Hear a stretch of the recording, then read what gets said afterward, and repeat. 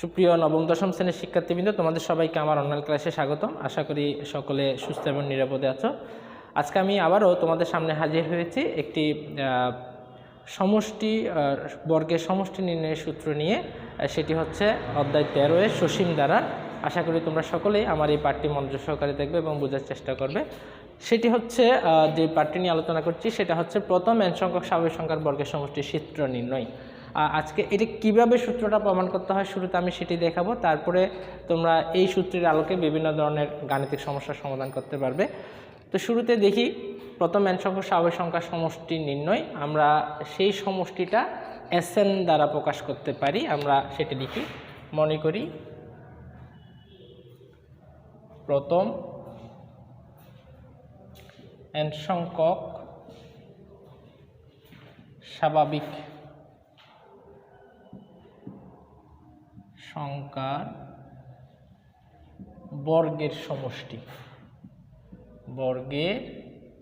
সমষ্টি Sn। S সমষ্টি, যেহেতু সাধারণত সমষ্টিকে সবসময় S দ্বারা প্রকাশ করা হয়, কারণ সমষ্টি ইংরেজি রূপ হচ্ছে সামেশন। এই সামেশনের S দিয়ে প্রকাশ করা হয়। আর যে কোনো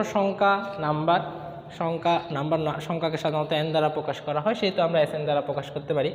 অর্থাৎ এই Sn সমান হবে 1 square 2 square 3 square plus dot dot plus n square. এই হচ্ছে স্বাভাবিক সংখ্যার বর্গের সমষ্টি Sn। এখন এই প্রমাণটি করার জন্য আমরা একটি সূত্রের সাহায্য নিব।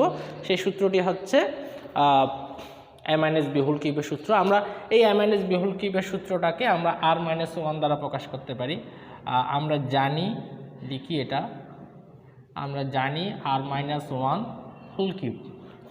এই সূত্রটির সাহায্যে আমরা এই সমষ্টির সূত্রটি প্রমাণ করব।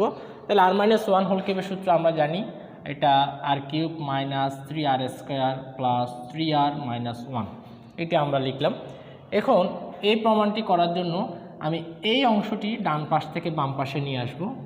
এটা ডান পাশ থেকে বাম পাশে যদি পক্ষান্তর করি, তাহলে মাইনাসটা প্লাস হবে, প্লাসটা মাইনাস হবে।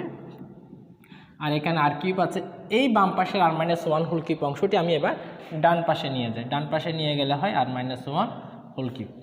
এখন আমি এই ইচ্ছে করলে ডান পাশের অংশটি বাম পাশে লিখতে পারি। ডান পাশের অংশটি যদি বাম পাশে লিখি হয় r cube minus r-1 whole cube সমান 3r square minus 3r plus 1।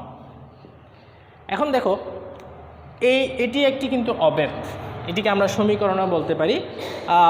এটি অবেদ মূলত বলা হচ্ছে কারণ প্রত্যেকটি সূত্রই কিন্তু এক একটি অবেদ। কারণ প্রত্যেকটি সূত্রের বাম পাশ আর ডান পাশ সবসময় সমান হয়। আর যেগুলোর বাম পাশ আর ডান পাশ যে কোনো মানের জন্য সবসময় যদি সত্যি হয় বা সিদ্ধ হয়, তখন সেটিকেই বলা হয় অবেদ। সেহেতু আমরা এটি যেহেতু একটা সূত্র, একটা বীজগাণিতিক সূত্র, সেহেতু আমরা এটাকে একটি অবেদ হিসাবে চিহ্নিত করতে পারি। এখন এই অবেদটির মধ্যে আমরা এবার আর এর পরিবর্তে বিভিন্ন মান বসাবো। আমরা এই কথাটি লিখি, উপরের অবেদটিতে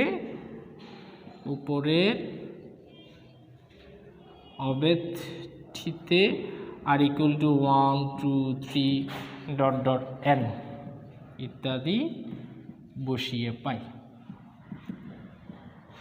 আমরা এখন এই অবেদটিতে আমরা বিভিন্ন মান বসাবো। প্রথমে r ইকুয়াল টু 1 বসাই। r ইকুয়াল টু 1 হলে আমরা এখানে লিখতে পারি 1 কিউব মাইনাস, এখানে যদি 1 বসাই 1 - 1, তার মানে 1 থেকে 1 গেলে এটা 0 হয়।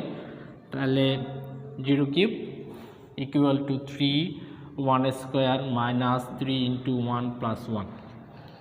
এবার আমরা r ইকুয়াল টু 2 বসাই। r ইকুয়াল টু 2 হলে এখানে যদি আমরা 2 বসাই, তাহলে এখানে 2 কিউব হয় মাইনাস, এখানে 2 বসালে 2 থেকে 1 গেলে এখানে আর 1 থাকে, 1 কিউব হয়। এখানে হয় 3 into 2 square minus 3 into 2 plus 1। এবার r equal to 3, r equal to যদি আমি 3 বসাই, তাহলে এখানে হয় 3 কিউব মাইনাস 3 থেকে 1 গেলে 2 কিউব,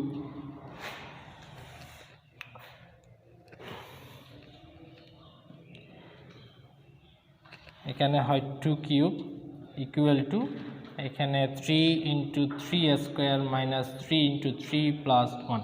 এভাবে আমরা আর ইকুয়াল টু 4 বসাতে পারি, 5 বসাতে পারি। আমি আর না বাড়িয়ে এখানে ডট ডট দিয়ে নিই, ডট ডট দিয়ে নিলাম। এবার আর ইকুয়াল টু n হলে, আর ইকুয়াল টু যদি n হয় তাহলে এখানে আর এর জায়গায় বসবে n কিউব মাইনাস, এখানে যদি n বসাই n minus 1 whole cube equal to 3 into এখানে হয় n square minus 3n plus 1, এই মানটি বসালাম। এবার আমি এটা সমীকরণগুলো যোগ করি। এখানে যদি আমি যোগ করি, যদি যোগ করি দেখা যাচ্ছে এখানে 1 কিউব, এখানে 1 কিউব, এই 1 কিউব এই 1 কিউব কাটা যায়, এখানে আছে প্লাস 2 কিউব, এখানে আছে মাইনাস 2 কিউব, এটা কাটা যায়।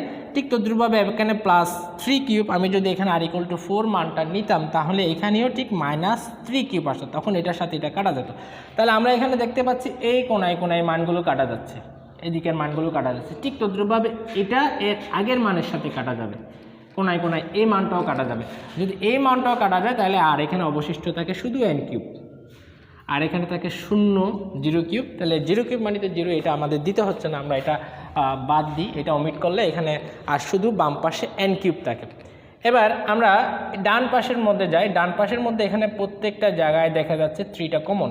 তাহলে 3 যেহেতু কমন, আমি 3টা কমন নিয়ে নিই। 3টা কমন নিলে এখানে থাকে 1 square plus 2 square plus 3 square plus এখানে ডট ডট আছে, আমি ডট ডটটা দিয়ে নিই, ডট ডটটা দিতেই হবে, প্লাস এখানে থাকে n স্কোয়ার লিখলাম।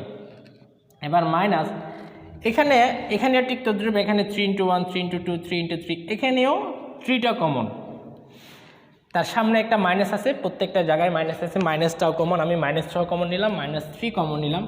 মাইনাস 3 কমন নিলে এখানে থাকে 1 plus 2 plus 3 plus dot dot plus n লিখলাম। এবার এখানে আছে plus 1 plus 1 plus 1 plus dot dot plus 1 লিখলাম। এখন বাম পাশে n কিউব আছে, আমি n কিউবটা লিখলাম 3, এখানে 1 স্কোয়ার প্লাস 2n স্কোয়ার, এটা হচ্ছে n সংখ্যক স্বাভাবিক সংখ্যার বর্গের সমষ্টি। আমি n সংখ্যক স্বাভাবিক সংখ্যার বর্গের সমষ্টিকে Sn দ্বারা প্রকাশ করেছি, আমি সেহেতু এখানে এই এর মানটা আমি Sn লিখতে পারি এর পরিবর্তে, যেহেতু আমি এটাকে Sn দ্বারা এটা Sn সমান ধরে নিয়েছি। এরপরে আছে আমাদের 3, এখানে আছে 3 into 1 plus 2 plus 3 plus dot dot n, অর্থাৎ এটা হচ্ছে একটি স্বাভাবিক সংখ্যার সমষ্টি। আমরা জানি n সংখ্যক স্বাভাবিক সংখ্যার সমষ্টির সূত্র হচ্ছে n plus 1 divided by 2 plus এখানে আছে 1 plus 1 plus 1 plus dot dot 1, এখানে কয়টা 1 আছে, 1 1 1, এখানে যেহেতু ডট ডট আছে এটা দ্বারা বোঝা যায় এখানে অসংখ্য 1 আছে। তো আমি এখানে সংখ্যা ধরে নিয়েছি n সংখ্যক, শুরু থেকে আমি ধরে নিয়েছি এখানে n সংখ্যক, যেহেতু এখানে n সংখ্যক ধরে নিয়েছি সেহেতু এখানে 1ও আছে n সংখ্যক, সেহেতু আমি এখানে 1 কয়টা লিখতে পারি, n সংখ্যক 1, অর্থাৎ n ইন্টু 1, 1টা না দিলে কোনো সমস্যা নেই, এখানে আমি ইচ্ছা করলে n ইন্টু 1 দিতে পারি, আর n ইন্টু 1 মানে হচ্ছে n, সেহেতু এখানে শুধুমাত্র n লিখলেই হয়, শুধু n লিখলাম। এর পরবর্তী অংশে আমাদেরকে এটা সরলীকরণ করতে হবে, আমি সরলীকরণ অংশের মধ্যে যাই।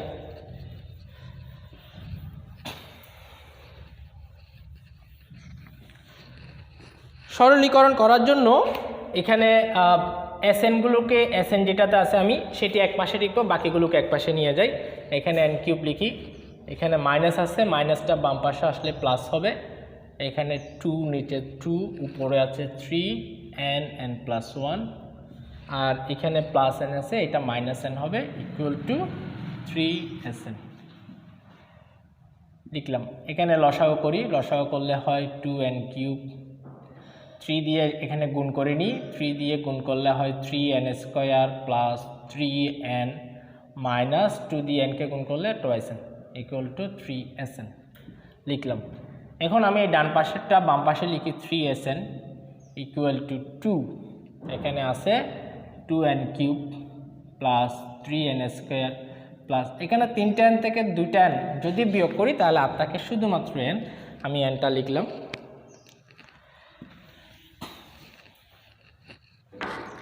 এরপর এখানে 3 আছে, আমি যদি 3 দিয়ে ভাগ করি এখানে থাকে Sn, এখানেও 3 দিয়ে ভাগ করলে 3টা 2 এর সাথে গুণ হবে, এটা হবে 6, অর্থাৎ 3টাকে যদি আমি পক্ষান্তর করি এটা নিচে যায়, 3 দুগুণে 6, এটা 6 হয়, এটা আমি সরাসরি আমি 6 লিখে দিলাম। এরপরে এখান থেকে উপর থেকে n কমন যাচ্ছে, আমি nটা কমন নিই, n কমন নিলে এখানে থাকে 2n² প্লাস 3n প্লাস 1 লিখলাম। এখানে Sn সমান এখানে 6, এখানে আমার উৎপাদক করা যাচ্ছে, আমি একটু উৎপাদক করি। এখানে 3 আছে, 3কে যদি আমি একটু ভেঙে 2n প্লাস 1 লিখি তাহলে আমাদের উৎপাদকটা মিলে। তাহলে 3nকে আমি লিখলাম 2n প্লাস n, 2n এর সাথে 1 যোগ করলে এটা 3n হয়। এরপর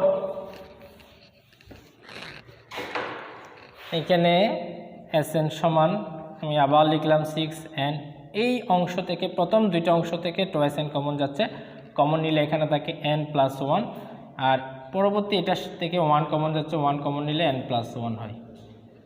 ব্র্যাকেট শেষ করলাম। এখানে আমি 6কে আচ্ছা 6 এভাবে রাখতে পারি, সমস্যা নেই। n এখান থেকে n প্লাস 1টা কমন যাচ্ছে, n প্লাস 1 যদি কমন নিই এখানে হয় 2n প্লাস 1, এটি হচ্ছে Sn সমান, অর্থাৎ n সংখ্যক বর্গের সমষ্টির সূত্র। অর্থাৎ আমি এটাকে এইভাবে লিখতে পারি, অর্থাৎ তাহলে সুতরাং 1² plus 2² plus 3² plus plus n² সমান হচ্ছে n plus 1 divide 2n plus 1 divided by 6। এই হচ্ছে n সংখ্যক স্বাভাবিক সংখ্যার বর্গের সমষ্টির সূত্র। আশা করি তোমরা সকলে এই সূত্রটি বুঝতে পেরেছো। এই সূত্রের প্রমাণটা অনেক সময় পরীক্ষার মধ্যে আসে, এটা তোমাদের সবাইকে আয়ত্ত করতে হবে এবং এই সূত্রের আলোকে আগামীতে আমরা বিভিন্ন ধরনের গাণিতিক সমস্যার সমাধান করব। আজকে এই পর্যন্তই, সবাই ভালো থাকো, সুস্থ থাকো, ধন্যবাদ সবাইকে।